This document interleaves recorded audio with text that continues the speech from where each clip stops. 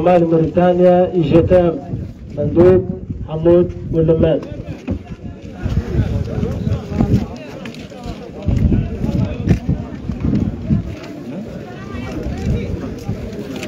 السلام عليكم ورحمة الله. أرانا نهدي كافة العمال وكافة العقاديين.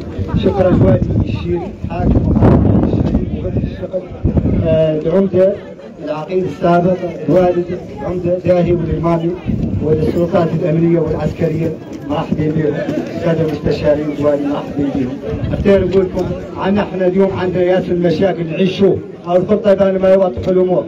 احنا اليوم خالين وخالي ما هي معنى الكلمه، احنا قاعد اسماء عمال يقسم غير عمال يبيل اخلى منا وذره او الاطباء يبتطوا الطالبين حقوقهم من الدين بيساب يلدوا مقطع فلسطين ومن الدين بياسم الامور والقانون اللي مخلينا من 57 من زمن مستعمر هم مخلينا احنا كل شيء مبدل فينا مبدلين وكل شيء مبدل فينا.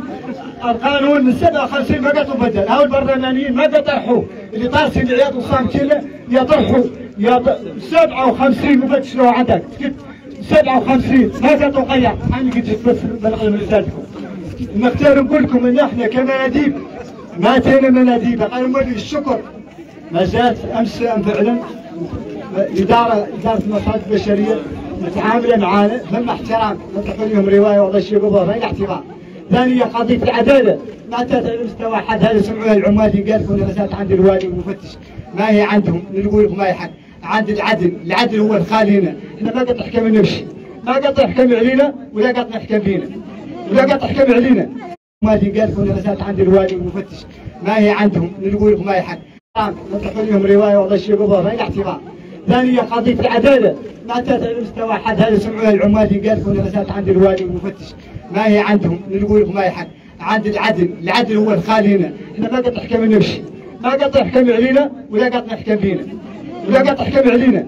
هذا احنا بندين به ومطالبين عن يخلق تغيير متى تم تسمع الحقيقه. اياك الرئيس واياك الوالي يسمع الشيخ بعض من يمشي ما يكتب دايق قالوا هذا ماشي بصيرتوني بخير او لقيته بموريتانيا. راشي رئيس الجمهوريه يسمع كلامنا قبل بعين الاعتبار، يقيل عنا القانون لين نظلم فينا مولي ينقلع عنا البلاد علينا.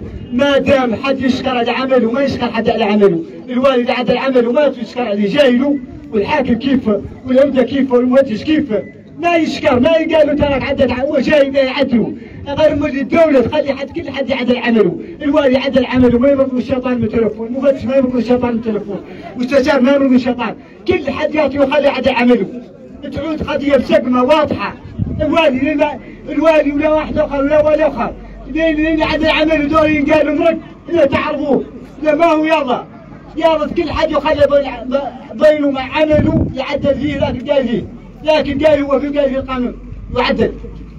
شكرا احنا شاكرينكم، شاكر عمال الحراسه، شاكر عمال بامه اللي كانوا مظلومين وشافوا من حقوقهم. ثانيا نقول لك المفتش عطيته الناس في رمضان شو اللي كانوا توصل مع الصراحه انت تعرفها حاسه على عامل هون احنا عقلنا عليه احنا الشوابي وزرقته الاساس الكراعه دي كان ما نعقل يعني مرجلي ترتاح ما لها وضعته ضغطوا وزرقتوه وانتم رايكم حتكلم عنه والسلام.